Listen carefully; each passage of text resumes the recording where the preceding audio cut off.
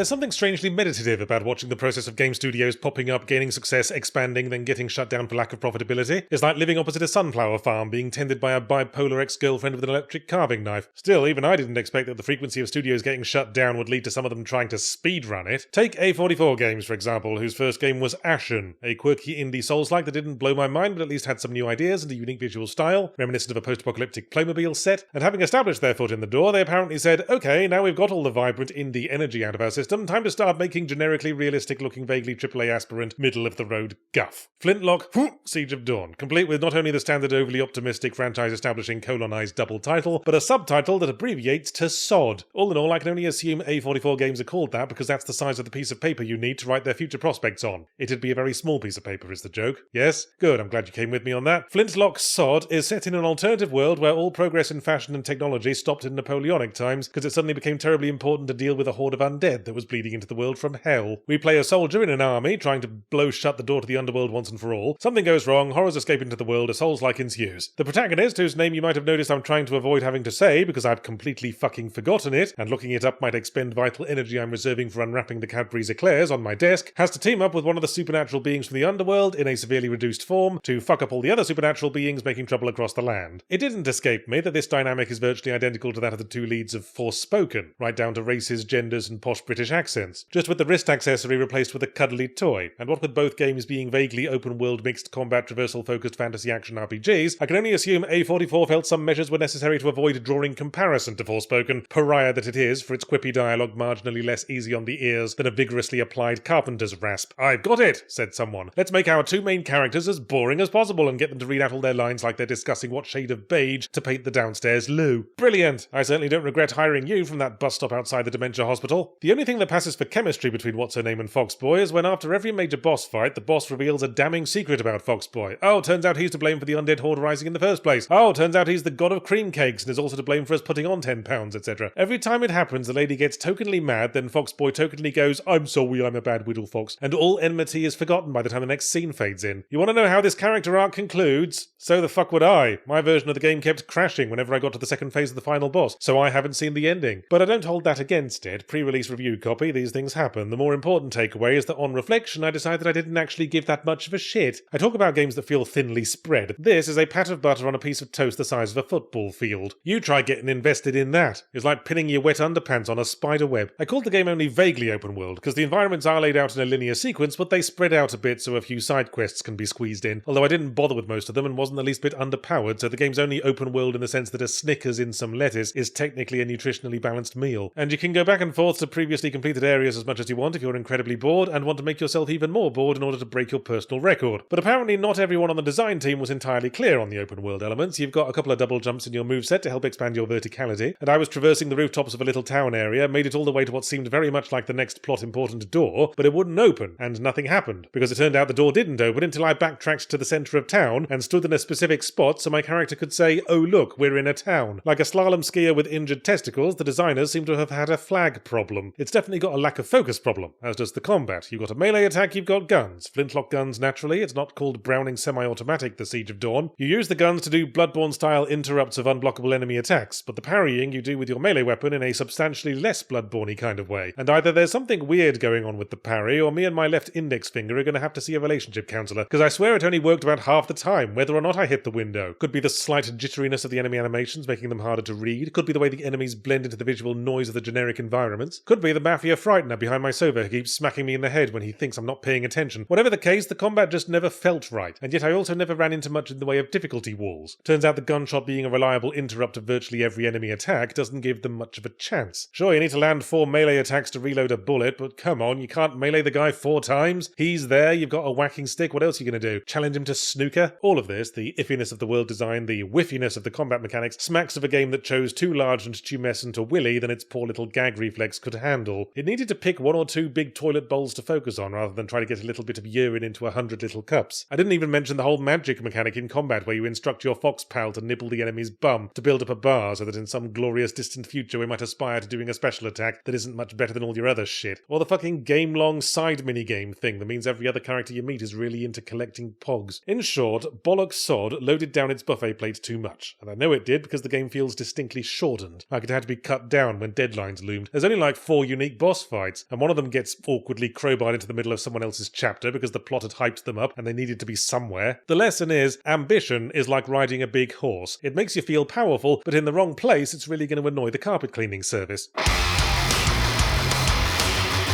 If you've been enjoying our work for the past 6 months and want to help make sure we're sustainable for the long haul, joining us over on Patreon is the best way to make that happen. You can get a ton of great perks like ad-free podcasts, some written columns from Darren and Mooney and occasionally other writers, merch discounts, monthly movie nights, voting for the Game Yahtzee reviews during the summer game drought, and more. Your support so far has allowed us to continue bringing you the content you enjoy unimpeded, and we look forward to doing so for many more years to come. We release our financials publicly to you once a quarter so you can see how the business is doing and where your money is going. You can view our latest report for quarter 2 over on Patreon, the YouTube community tab, Twitter, or our Discord. Along with all the series, streams, and podcasts you've come to love, we have a lot of exciting things on the horizon. Be on the lookout for our new entertainment podcast, The Rewind, Marty's new retro show, The Archive, our upcoming Animal Well documentary, and the next big video from Good Blood, Metal Gear Untold. All coming soon to Second Wind.